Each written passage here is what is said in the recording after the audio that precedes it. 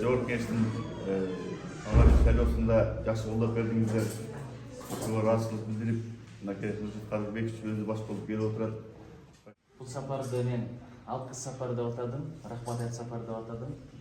Анткени шайлоодон бери бул жака келе элеккем. Эми көрүп атасыздар, депутат иштеле оңой эмес экен. Кечээде журналисттер атат. Айтыңызчы, ушул күндөрү неме налип болуп атасыз деп. Мен айттым, бардык нерсени налип болуп атам деп.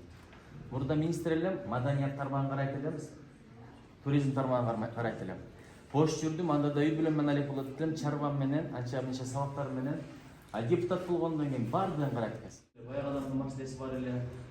Анан бирди утпаш. Сүйлөп атсак эле кыймыл 800 туурабы? Бир бала эмес, бул мындай караганда 4 баланын пособиясы болот. Котоптум, Америкага жөнөтүйдүм. Uyuştursak eski teknikaların nemeler Профессор туурабы? Анан кайсы айтасыздар? Барат койсун. Биздин Краснояр айылыбызга түшкөнсүңөр. Allah Teala güç vaat veriyor. Rahmet.